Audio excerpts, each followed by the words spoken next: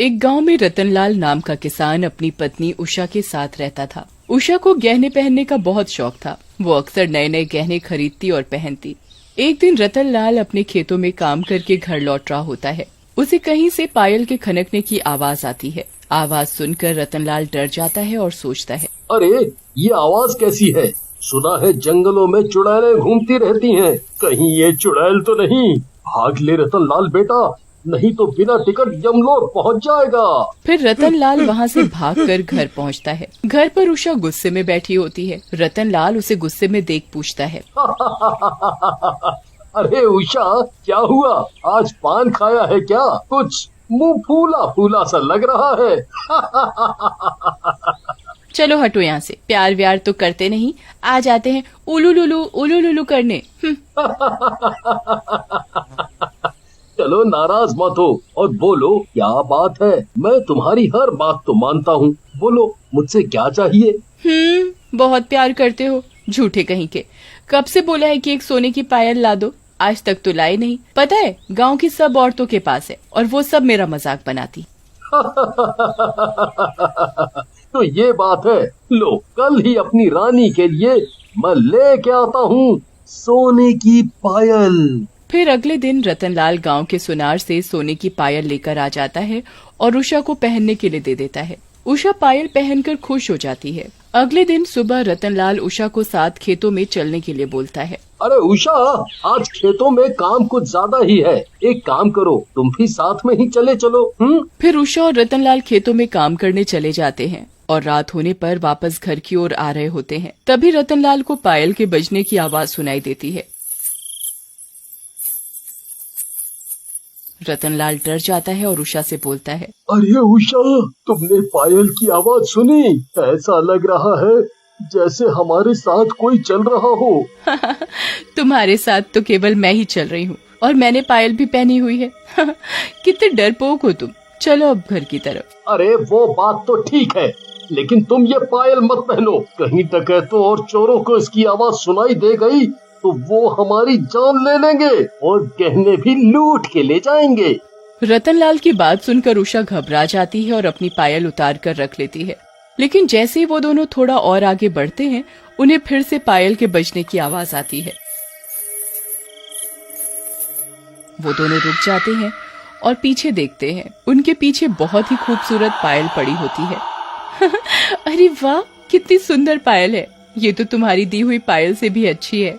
मजा आ गया। इससे पहले रतनलाल कुछ कहता, उषा जल्दी से जाकर वो पायल उठा लेती है। ये देख रतनलाल उषा से बोलता है, अरे उषा, ये क्या कर रही हो? यूँ रोड पर बड़ी चीजें नहीं उठाते। चुप करो तुम, ज्यादा ज्ञान मत झाड़ो। इतनी अच्छी पायल पड़ी है, न जाने कैसी मनहूस बातें करते हो, मनहूस कहीं के। उषा को गुस्से में देख रतनलाल चुप हो जाता है। रात में उषा और रतनलाल खाना खाकर सो जाते हैं। रात में उषा की नींद खुल जाती है और उसे पायल के बजने की आवाज सुनाई देती है।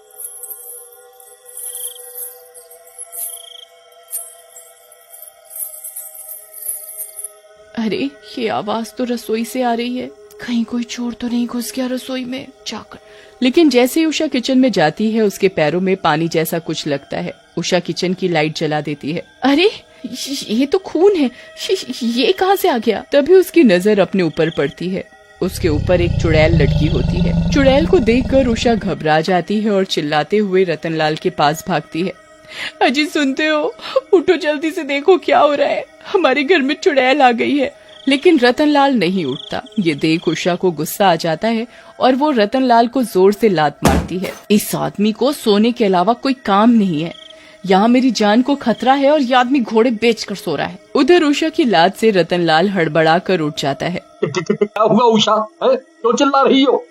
अरे हमारे घर में चुड़ैल है, मैंने अभी उसे रसोई में देखा है। वो छत से उल्टा लटकी हुई थी। क्या बात करती हो? चलो चलकर देखते हैं। फिर रतनलाल और उषा रसोई में जाते हैं। वहाँ पर सब कुछ ठीक ठाक होता है, जैसे कुछ हुआ ही ना हो। तुम भी कमाल की डरपोक हो। कहाँ है चुड़ैल? तुम भी ना अपने बाप की तरह बहुत बहमी हो। चुड़ैल। कहाँ है चुड़ैल? कहाँ है? लेकिन उषा कुछ नहीं बोलती। तभी चुड़ैल उन दोनों के सामने आ जाती है।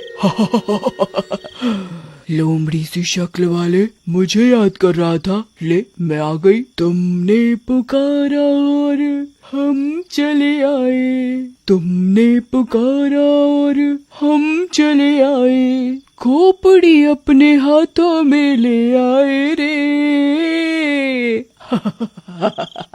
तुमने पुकारा और हम चले आए, खोपड़ी अपने हाथों में ले आए रे। ऐसा कहकर चुड़ैल अपनी खोपड़ी अपने हाथों में पकड़ लेती है। ये देखकर उषा और रतनलाल दोनों बेहोश हो जाते हैं। अरे एक बात समझ नहीं आती, मुझे देखकर लोग बेहोश क्यों हो जाते हैं? मैं क्या इतनी खूबसूरत हूँ? अगले दिन सुबह उषा और रतनलाल को होश आता है। उषा रात की घटना से बहुत डर गई होती है। मुझे यहाँ से ले चलो, ये चुड़ैल हमें मार डालेगी। अरे उषा रो मत, मैं अभी जाकर गांव वालों से बात करता हूँ, फिर देखते हैं इस समस्या का क्या इलाज हो सकता है। नहीं नहीं नहीं, तुम किसी से कुछ बात मत करो, हम दोनों ही इस समस्या का इलाज करेंगे। गांव वालों को पता चला तो वो हमें ही दोष देंगे। अगली रात रतनलाल और उषा घर के दरवाजे को खोलकर घर के बाहर जाकर छुप जाते हैं। चुड़ैल रात में आती है और पायल पहनकर बाहर निकलती है। आज ये दोनों डरपोक घर में नहीं है। लगता है घर छोड़कर ही भाग गए। वैसे भी ये दोनों घर के अंदर मिल गए तो मैं इनका सूप बनाकर पीऊंगी। फिर चुड़ैल गांव में घूमने लगती है। चुड़ैल जैसे जैसे चलती है उसकी पायल में से सुरीली आवाज आने लगती है। तभी एक शराबी जो कि एक पेड़ के नीचे बैठा होता है वो आवाज सुनता है। क्या आवाज है भाई? लागत है कोनो फिल्म की शूटिंग हो रही है। और ऐसे तो माधुरी ही चलत है।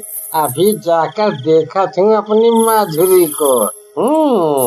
1 2 3 4 5 6 7 8 9 10 11 12 13 मेरा करे तू इंतजार, अजब ये आई बहर।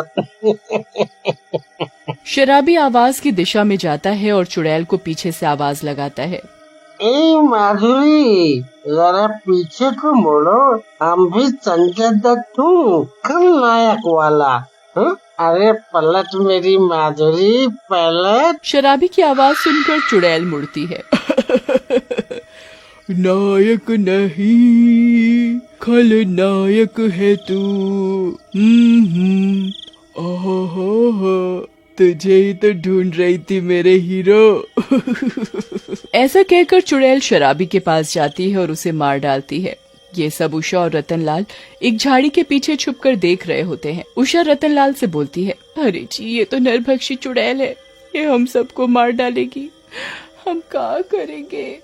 तुम डरो मत उषा, अब मैं ही इसका इलाज करूंगा। अगली सुबह रतनलाल गांव वालों को इकट्ठा करता है और उन्हें रात और अपने साथ घटी सारी बात बताता है, जिसे सुनकर टीटू नाम का गांव वाला बोलता है, रतन भाई, इतनी समस्या में हो और हमें अब बता रहे हो?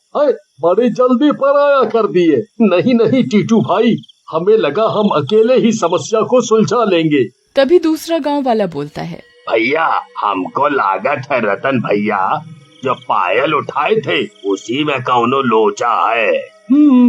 सही कहा तो, बहुत देर से ये हमारे दिमाग में आ रहा था, लेकिन ससुरा निकल नहीं रहा था। आज रात ही समस्या को सुलझाते हैं। हाँ। फिर गांव वाले रात में रतनलाल के घर के बाहर छुप जाते हैं। चुड़ैल रात में रतनलाल के घर से बाहर निकलती है। उसके चलते ही पायल की आवाज आने लगती है। अरे वाह, क्या आवाज है! मन तो कर रहा है इस चुड़ैल के साथ ही चला जाऊं। तभी उषा बोलती है, चले जाओ देवर जी, जाओगे तो अपने पैरों पर, लेकिन आओगे किसी मटके में। तुम भी न भाभी, मजाक बहुत बढ़िया करती हो। तभी रतन बोलता है, अरे भैया, दिन में तो खूब टसन मार रहे थे, गांव वालों के सामने, अब कुछ करो। ऐसा सुनकर टीटू उठता है और चुड़ैल के पास जाता है। चुड़ैल उसे देखकर रुक जाती है। खूबसूरत औरत, तेरे पैर और ये पायल दोनों कितने अच्छे हैं। कहीं ये आदमी अंधा तो नहीं? इससे मैं खूबसूरत लग रही हूँ। इतना हैरान होकर क्या देख रही हो? कभी मुझसे ज्यादा स्मार्ट लड़का नहीं देखा है। वैसे भी तुम भी कुछ कम नहीं हो। हाँ। चुड़ैल टीटू की बातों में आ जाती है और बोलती है, मैं क्या सचमुच इतनी खूबसूरत हूँ? सोने की परख तो सुनार को होती है। लाओ अपने पैर दिखाओ, मैं इन्हें देखना चाहता हूँ। ऐसा कहकर टीटू चुड़ैल के सामने बैठ जाता है और चुड़ैल टीटू की बातों में आकर अपना पैर टीटू के आगे कर देती है। टीटू भी जल्दी से चुड़ैल के पैरों से पायल उतारता है और उस पर गंगा जल छिड़क देता है। पायल जलने लगती है। ये क्या कर रहा है? आग आग बुझा, अगर ये जल गई तो मैं भी जल जाऊंगी। मेरी चुड़ैल रानी, तुम्हें मारने के लिए ही तो ये सब नाटक किया था। अब तुम चलो। Bye bye. चुड़ैल जल जाती है। अरे वाह देवर जी, आप तो तांत्रिक भी हो हैं?